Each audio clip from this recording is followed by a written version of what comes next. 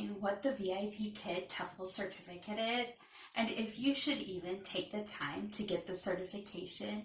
Well, in today's video, I am going to share with you what the TEFL Certificate is, why I think you should take it, and what I learned from taking the certification. If we haven't met, my name is Audrey from TeacherAudrey123.com, and on this channel you will find videos about teaching ESL online, creating a simple life, and inspiration to keep on keeping on. So, what is the TEFL certificate that VIPKid offers? Well, according to their website, the TEFL Online Certificate is issued by the China State Administration of Foreign Expert Affairs. It includes information about teaching theories, research on Chinese students, characteristics and learning habits, and helpful teaching methods for online teachers. When you take this course, you will complete 4 modules, which will give you prep material to read through and some case studies to watch and to learn to familiarize yourself with the information pertaining to teaching ESL online.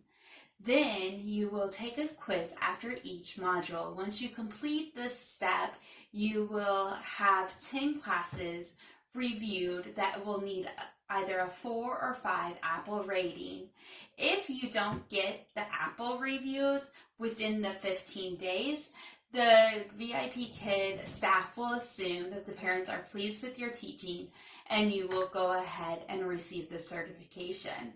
There is an option of paying a fee to get an original certificate to use. I recommend not doing this unless you think that you are going to need it for another teaching opportunity. So my tips for you when you are going through the certification is 1, to take notes and take them in a way that you can even refer back to them after you've gone through the course. So in a few months, if you feel like you're in a slump or want to know how you can better reach a student, you can refer back to these notes. Also, you want to write down the keywords and the overview of each section because these will be tested on in the quizzes. Now, for the case studies, I would either read them in the module information or once you are taking the quiz, because it's the same information and you really don't need both of them to answer the questions because it's all connected and interrelated. And then the last tip is if you need to retake the quiz, which you are allowed to, for you to write down the questions that you missed and go and look up those answers and write the answers down. Don't rely on your short-term memory to remember the answers because they switch the orders of the test questions and sometimes it can kind of be confusing which ones to go. So those are some simple tips on how to pass your TEFL.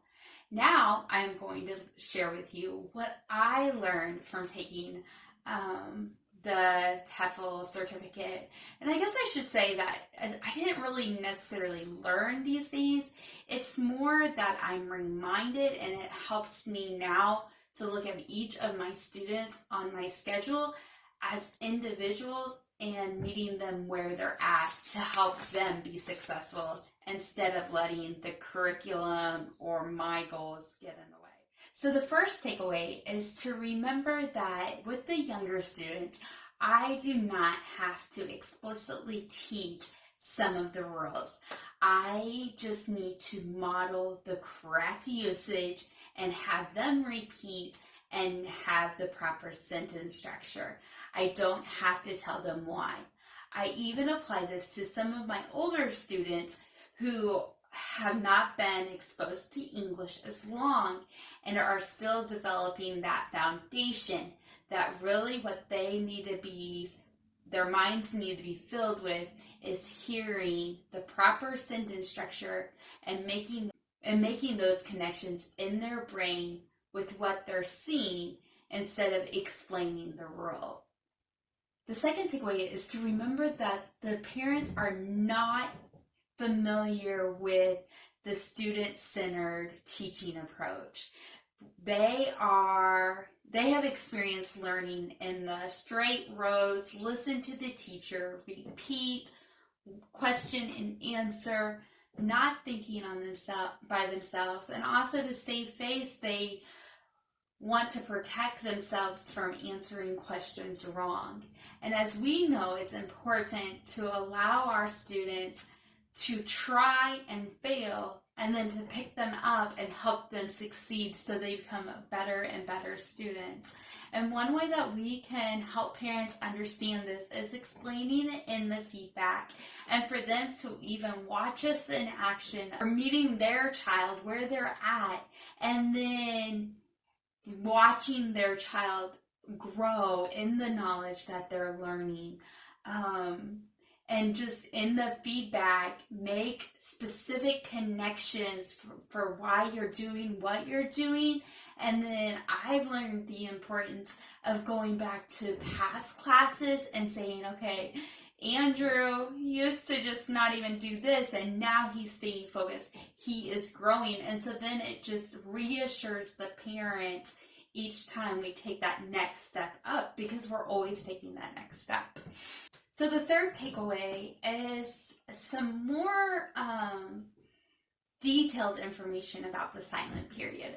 I always knew that the silent period was common for young learners, and that we should be patient and encourage the student, but not to push them a lot, and that a lot of learning takes place during this time.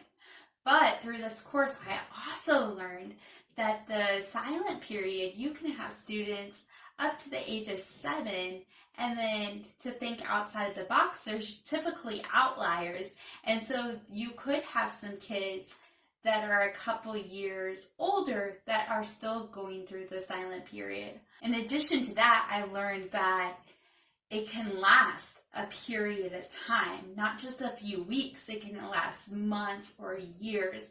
And so I thought this was helpful information to give to the parents and explain, this is happening, this is common, we will continue to do this, and then really praise when the student does have good output. Okay, now the fourth takeaway is that implicit knowledge is learning through discovery, and they discover and learn while they have plenty of good input coming in that models the proper way of doing it. And so it just showed me the importance of the repetition that we have in the classroom and getting the students to engage in their environment to make the learning come alive.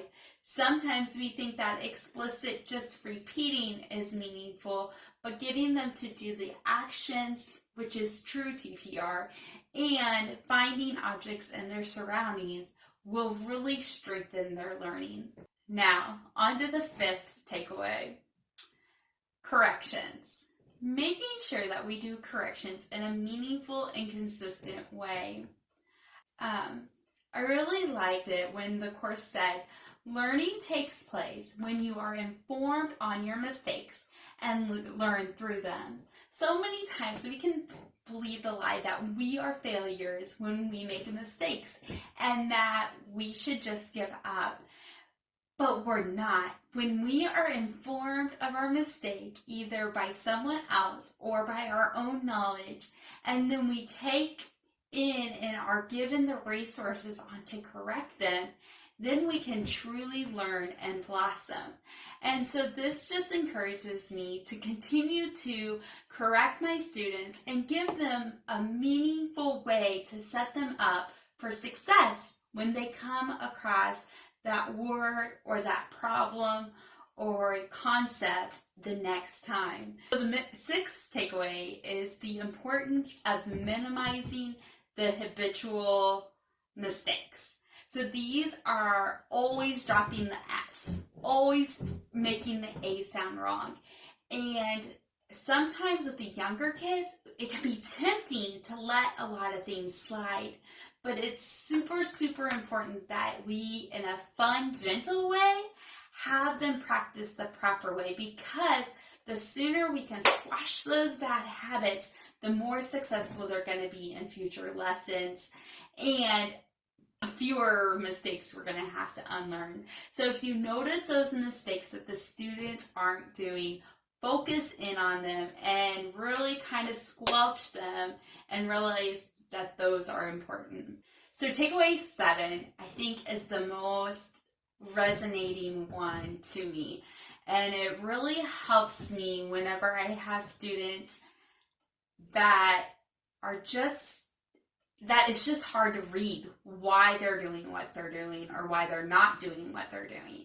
And so in the material, it said that for some learners, it is easy to learn English, while for others, it is more difficult. And so this reminds me on those students, no matter what level they are, when it seems like they are just being distracted and don't care, that they may be those learners that learning just becomes hard.